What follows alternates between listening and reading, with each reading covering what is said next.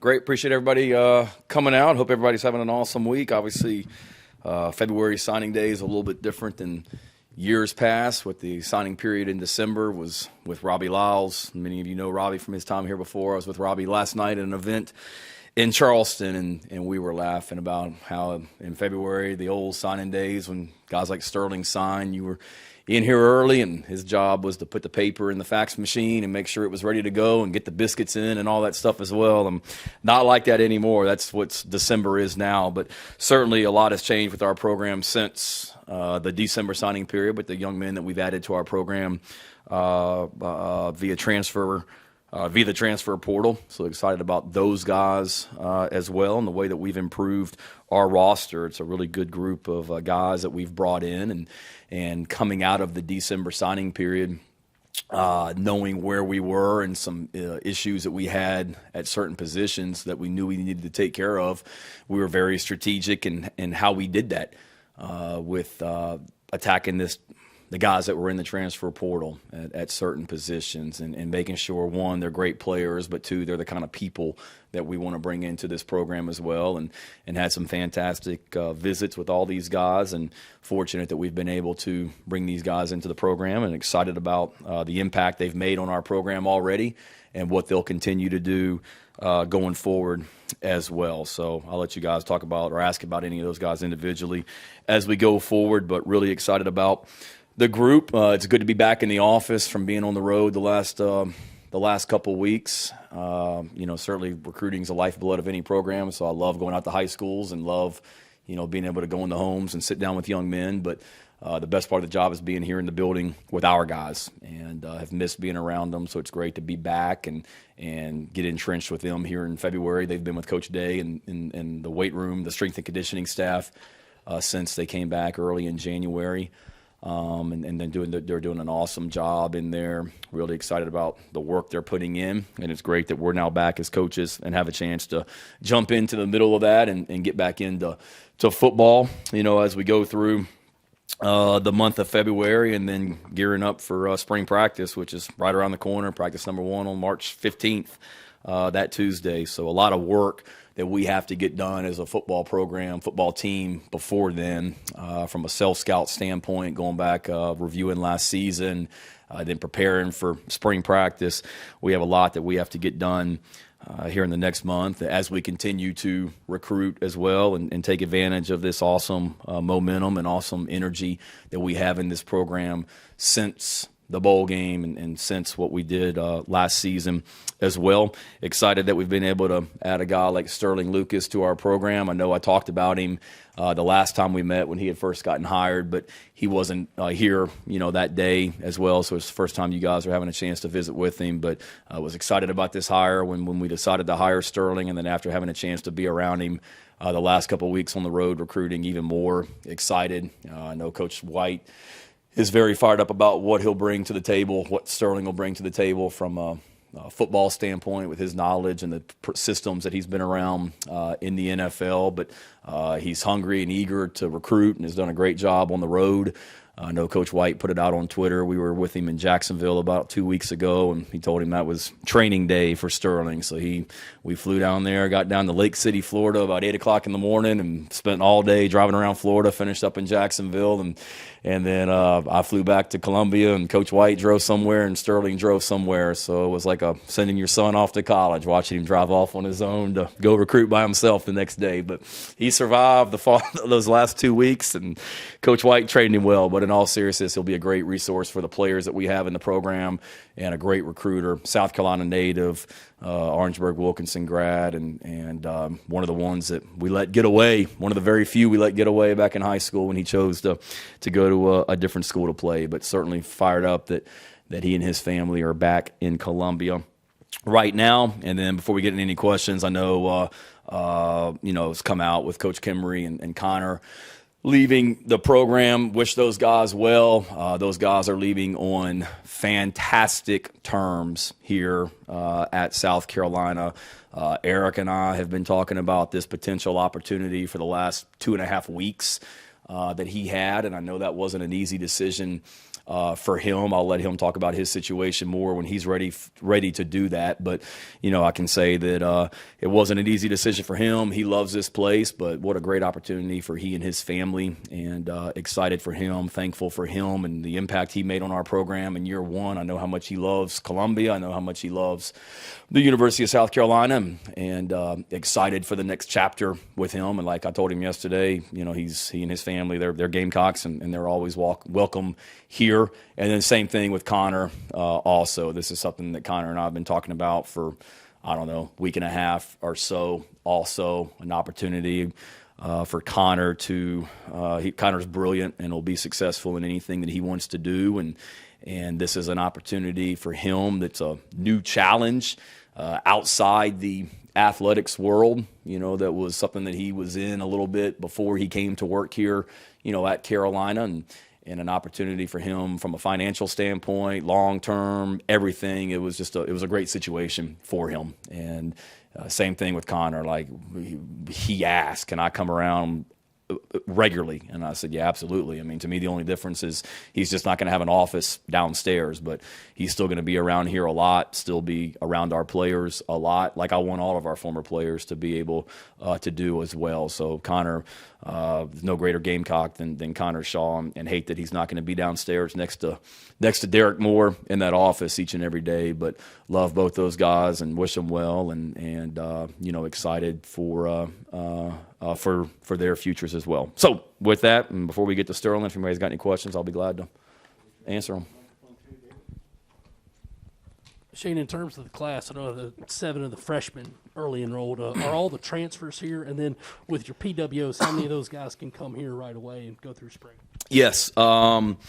Every transfer is here except Austin Stogner, and that's just because he's finishing up some classes at Oklahoma, but he won't be here. Austin won't be for spring practice physically, but he'll be able to come around, and be here. He just won't be in school here at Carolina. He needed, I think, 4 classes to graduate from Oklahoma, and I didn't want him to get that far and not be able to graduate. And then some of the walk-ons that we've added are here right now, and then the rest of those guys will be some of the ones from last weekend that made announcements will be here in June for summer school. Shane, I know every situation is unique, especially with on-field roles as well. Talking to Eric, when you get to a time of the year like this, the NFL's going on, there's a lot of head coaching change, probably more this time than there's been in years past.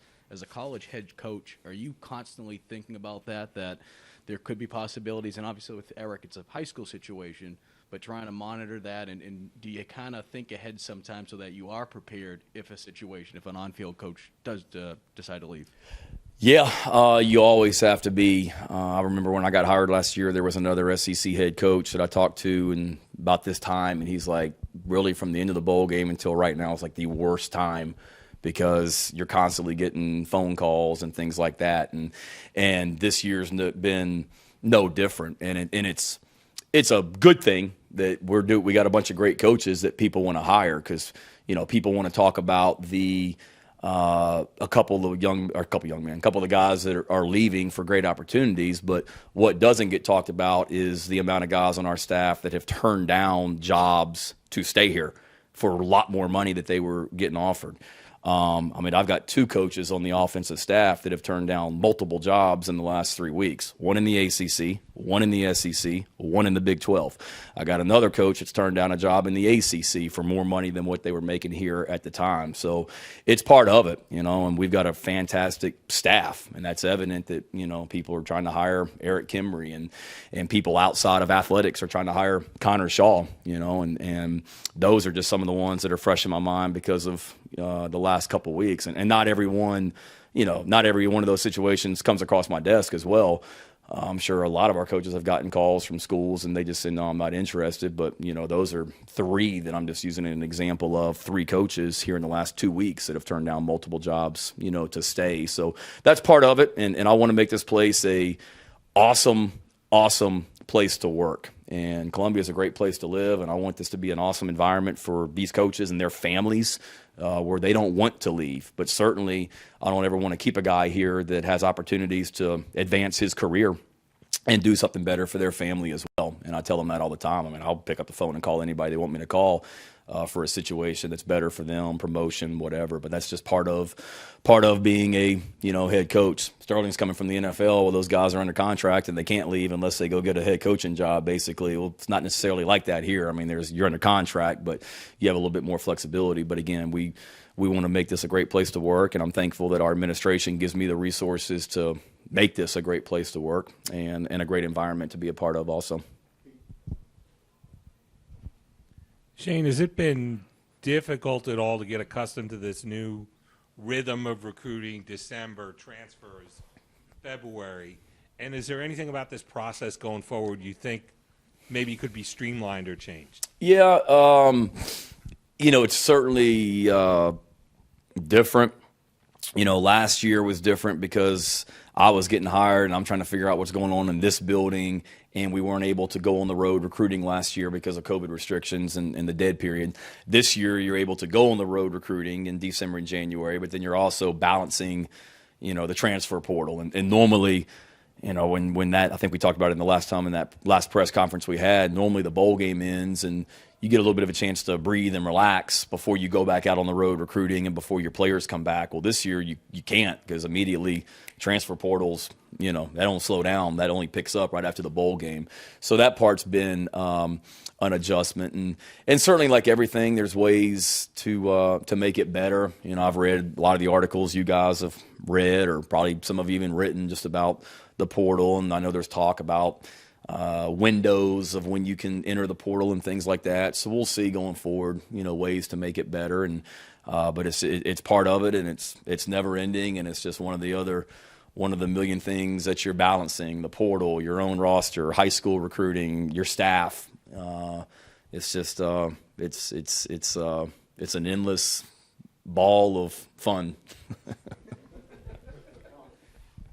Shane, speaking of your staff, in terms of filling Eric's role, what are you looking for at that spot in particular, and as a timeline with recruiting, with signing day done and spring not starting? What's that timeline look like for you? Yeah, as quick as possible. We don't want to rush it for sure. And as you can imagine, I mean, as soon as that news broke, like I said, I was in Charleston at an event last night and got back, and that news came out, and I haven't even dared look at my phone since then because of how many missed calls and text messages I have. So there's no lack of interest in people that want to come here. But I'd like to do it as soon as possible, but also want to make sure that we get the right fit in here as well. But today is signing day. The coaches are going to have a long weekend off, a little break and a couple of days next week before we get back in here. But once we get back in here at the beginning of next week, we're really diving into, like I said, review from last season, and then what are we going to be about offensively, defensively, and special teams going into spring practice. So, it's tough when you have a coaching change, because now you've got to also get that guy caught up in what you're doing, from a systematic standpoint. So the quicker we can get somebody in here, the better. And to answer what you're looking for, just somebody that fits what this program's about, the culture that we have here. Great recruiter, great person, and great coach, somebody that can continue to add to the foundation that Eric laid with the tight ends this year, and continue to make that position even better. Shane, as far as transfers go, you guys went out and signed a lot of guys that at least on paper seem like instant impact guys offensively. Just what do you kind of see from that group of guys, and as far as bringing transfers along, I guess what's kind of goes into that over the next few weeks, and getting those guys into the system and up to date with the playbook and everything kind of from there? Yeah, really just that. One, I feel like we did impact guys, and then we got some great returning players on offense, already. But you guys have heard me say it a million times, and I'll continue to say it for a long, long time, that we're about competition, and the more we can create competition at certain positions, the better. And we did that, at the running back position. We love the running backs we have coming back with Marshawn, Juju, and Rashad. But that's a position you need more than three. And we've been able to go out and add some impact guys at that position. Wide receiver, continuing to increase the competition there. Everybody knows what Josh Vann did this year, and to carry on as he came on throughout the year as well, but continuing to increase the competition at that position, tight end position, quarterback position.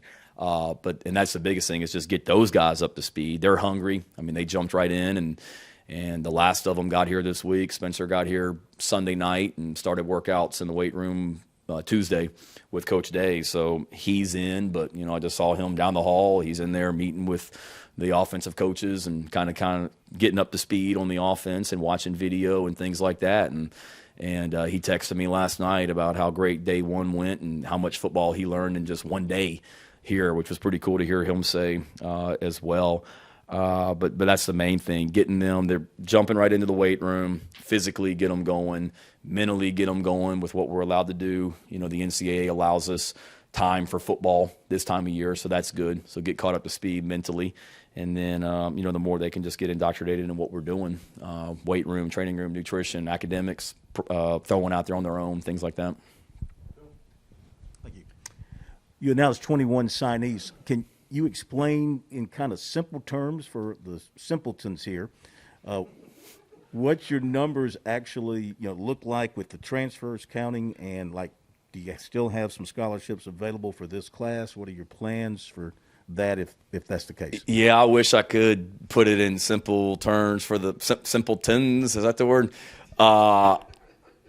I'm still trying to figure it out, Phil. I'll be honest with you. I've got all the scholarship numbers on my desk, and it looks like a bunch of hieroglyphics and all that stuff that I put on there. I got so much writing and things like that. We do have the ability to add some more players if we chose to. We're no one that we're actively recruiting right now as we speak for this year's class. I'm sure after spring practice across the country, you'll see some people that enter the transfer portal after spring practice because they maybe find out that the roles on their team coming out of spring practice aren't quite what they want it to be. Hopefully that doesn't happen to us, but, it's just the way it is nowadays. We may have some attrition here. I don't know. I hope not. But we'll see what happens after spring practice and what happens between now and then. But we do have some flexibility if we need to add some more players to the roster. Hey, Coach, with Spencer now on campus, just how important was it to get him here early? I mean, especially as a quarterback going into spring ball. Yeah, huge because of that, the quarterback position, just because it's such a, leadership position and developing that chemistry with the receivers and tight ends and running backs and the offensive line and the entire team. And then just for any position, Mike, just to be able to, get guys here and one of the reasons we had the success that we had last year was because so many of these transfers came in and we were able to develop a really tight team. By the time we got to the season, that got tighter as the year went on. And the more time that you have together, the better chances you have of doing that. And, I think Tyrese Ross came in the summertime. But other than that, I think all the transfers that we played with last year were here for spring practice. And we're essentially in the same boat this year with other than Austin. But like I told David, Austin's going to be here quite a bit during spring practice just on his own as well to be around the guys. So the earlier you can get them in, the better. And it's awesome having Spencer and all these guys here right now as well, where you have, 7 months until you start practice. Obviously, Drake Davis announced yesterday he was stepping away, and I think Colby Fields is the most recent guy to go into the portal. Have there been any other players, whether it's them stepping away or any other reason who are no longer with the team right now that haven't been announced or anything like that? Yeah, I know Drake announced that one. We got a couple other situations that are fluid that I don't want to speak for them until I just make sure that they're okay with me talking about it in this, environment, that a couple guys are trying to make some decisions. So nothing that I really want to get into right now. So I'm not trying to dodge the question. I just, out of respect for those guys, I don't want to come in here and say anything about anybody else that is stepping away from football without talking to them before I announce it to you guys.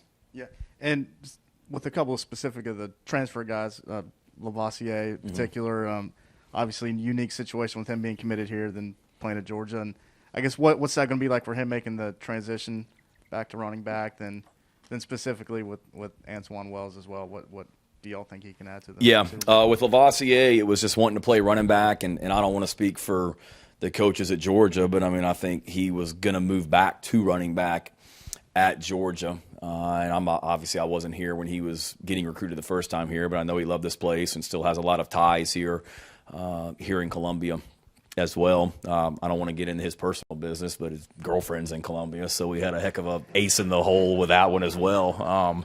That she was the best recruiter, knowing she was living in Columbia as well.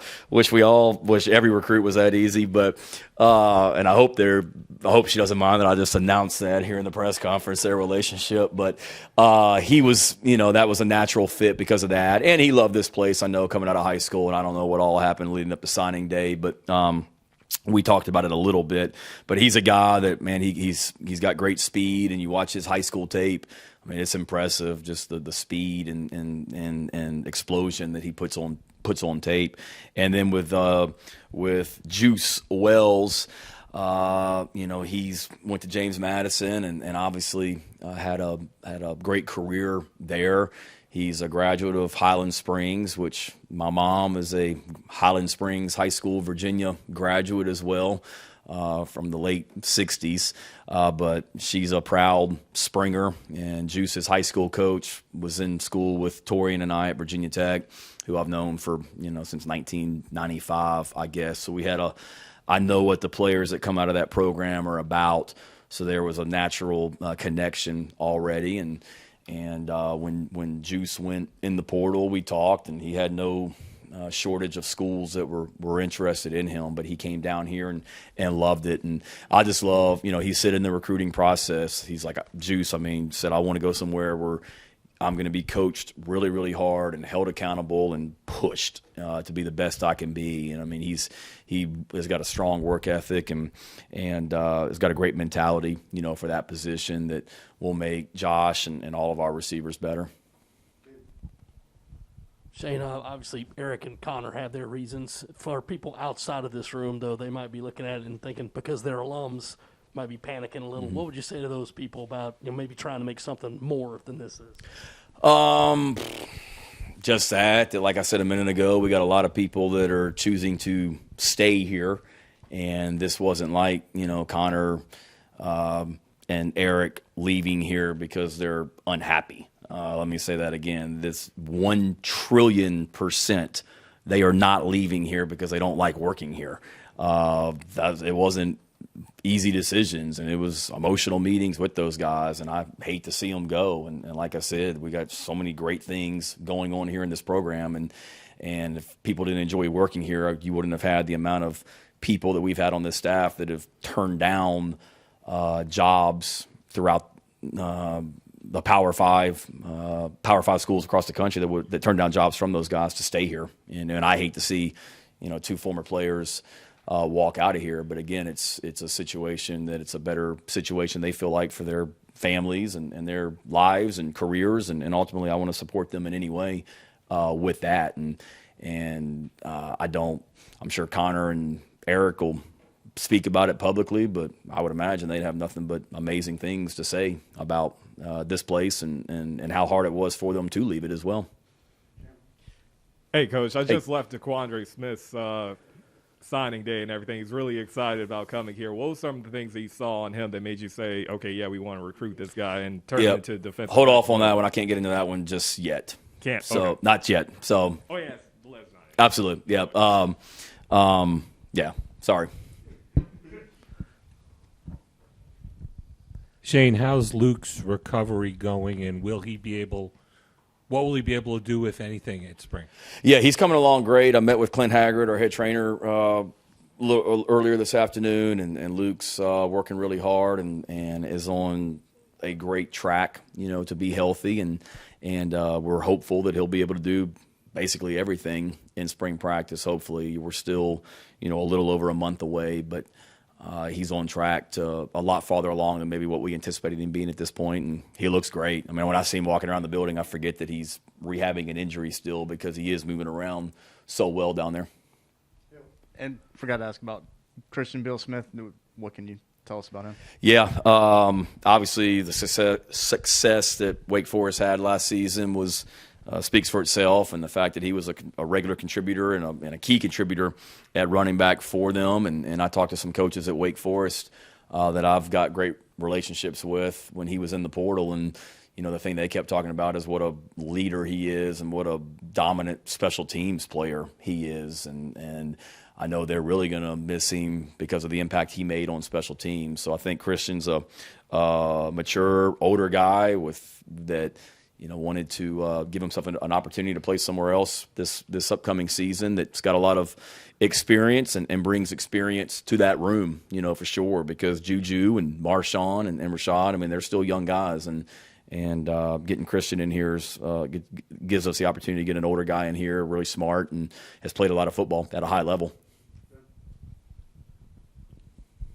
Shane, on the running backs and I guess the quarterback situation too, just how do you kind of plan to manage those things a little bit going into the spring? And I guess for quarterback, how do you kind of plan to pick a starter and going forward with that? And then running back, you got, probably 4, 5, 6 guys that you feel pretty decent about. Just how do you kind of plan on dealing with that? Yeah, good question. That stuff when we get back in next week, literally, I'm not trying to avoid the question. We brought these guys in and hardly seen the coaches because we've been all over the country recruiting, and then we get back together on Fridays and Saturdays and Sundays for official visit weekends and junior days, and that's all recruiting, and then we go right back out on the road. So when we get back in the office next week, we'll really sit down and figure out how to make sure, because we've got obviously Spencer coming in. We've got to continue to get Luke better at quarterback. We've got to continue to get Colton better at quarterback. Tanner's not here, but Braden Davis is here, and getting him experience and seeing what these guys can do. So finding a way that, to maximize their reps and at running back as well to get a great evaluation on all these guys and what they can do for us. We'll have a great plan, for that. And we've got 15 spring practices to do that. And then also, we're limited in what we can do in the walkthroughs before spring practice, but that's a great opportunity to be able to evaluate guys as well. And then also what they're doing in the weight room right now and being able to get down there and be involved with that. You have a chance to find out a lot about them physically too. Shane, 2 things. I guess first, I know things can pop up, but do you anticipate any more staff changes right now before spring or anything like that? I don't. Okay. Now I can walk down to my office and that's Right. changed. I don't know, but I don't. I know we got a bunch of guys that want to be here, and we're trying to continue to make the situations right for those guys to be here. And like I said, I've got one coach that's turned down 3 jobs just himself in a couple weeks, and who's to say if he gets offered a 4th one that he may decide that's the one, but I hope not. But no, I think you never say never, but nothing that I'm aware of anybody that may be leaving. And I guess what kind of impact do you think a guy like Terrell and Devani will bring to that defense, losing a guy like Jalen and JJ from that? I think Devani for sure, just the leadership back there. Everybody I talk to in this building, Colin, talks about just what a pro he is and how awesome he is and everything, the way he just handles his business in the weight room, in nutrition. I think he's just a natural leader that's just got that it factor about him, and I'm really fired up about him. Everybody raves about him that's around him already as well, and then same thing with Terrell as well, guy that had a fantastic freshman season in Raleigh. And that we were able to get down here, and he brings great, for what we do defensively. Schematically, it's a little bit different than what NC State was doing, and not to speak for him, but I think he felt like the fit of what we do here fits his game a little bit better, and he's a guy with us losing JJ and Aaron Sterling that comes in and gives us a unique ability to rush the passer and bring some athleticism to that edge position as well.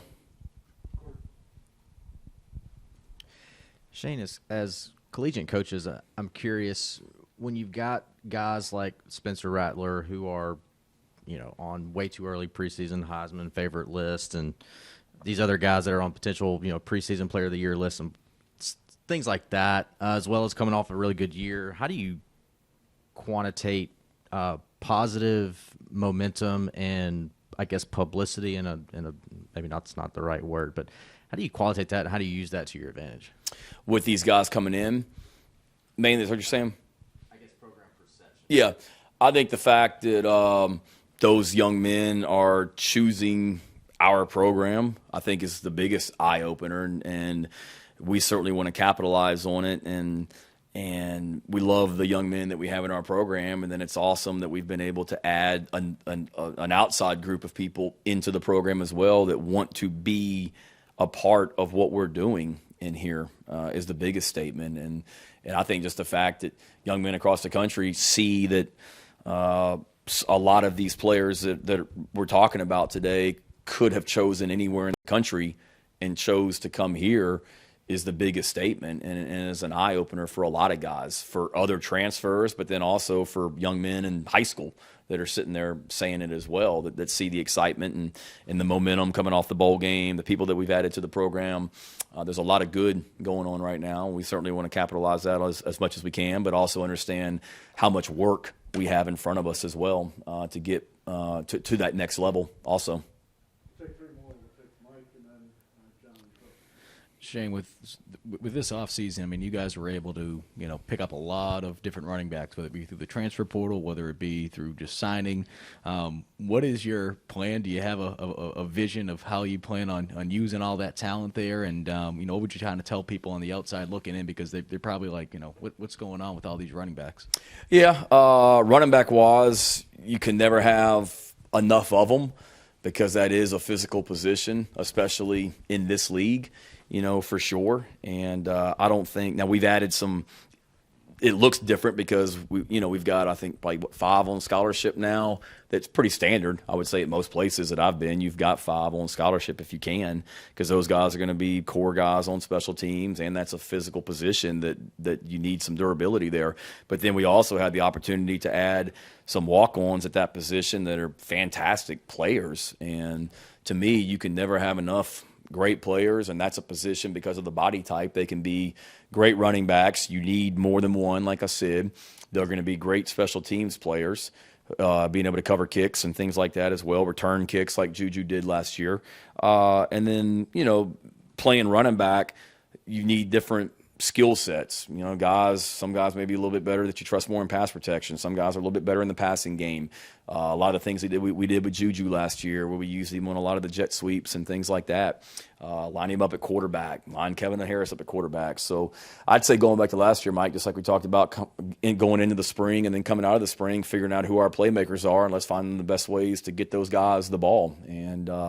And we've added pieces to every position on offense. And as we go into spring, let's see what we do well and then continue to tweak that, as we go through spring practice and out of spring practice, and be able to put together a scheme that allows us to, accentuate the positives of all of our guys and get our best players, out there on the field. But it's not as, I don't think you can ever have too many at one position without a doubt. It's a physical league, man. And we saw with injuries last year, we played, 3 quarterbacks because of injuries. Like, you can't have enough depth. And if you got a chance to add a great player that's willing to walk on and come in not being on scholarship that we think can help us, you'd be an idiot not to want to do that. It's good to see you back, John. Thank you very much. We missed you, my man. I appreciate that. You bet. If I'm interpreting the hieroglyphics correctly, I think y'all have 2 more spots left for 2022. You probably know better than I do, as much as you study it and know about it. But I believe you would be right in saying that we have 2 initials left based on the 7 additionals that you're able to get and all that as well. Now, Very good.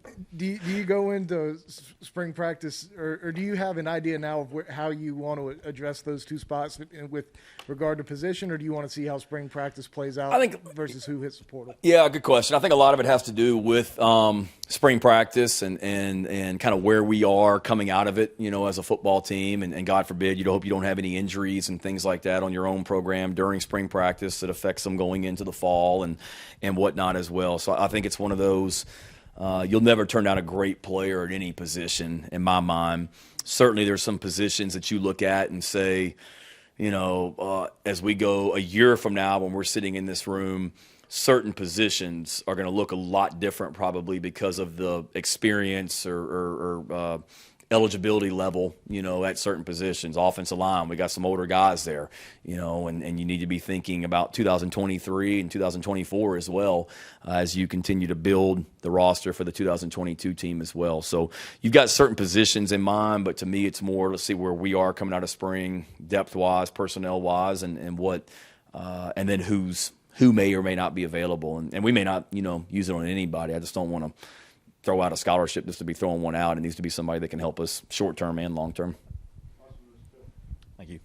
The university announced that it's going to pay $6,000 to every athlete from that lawsuit that was settled. So when you were looking at preferred walk-ons, how valuable is that for you in attracting a better level of preferred walk-on, if there is such a thing? Yeah, no, it's huge, and I'm so thankful that our university is one of the few to choose to do that for all student athletes. I mean, it's fantastic. It's an award that our student athletes earn, because of their performance here at this university. But to be able to present this to players, I know when Chance Miller and Hillary came in and talked to our football team about that, I mean, they got a huge ovation from our players because they're so appreciative of it. So to be able to talk about that with potential student athletes as well is just another resource and avenue for us to talk to guys about, to continue. There's so many amazing things about this place already, but to add that to it is a home run for us. And thanks again to our university and our administration for doing that also.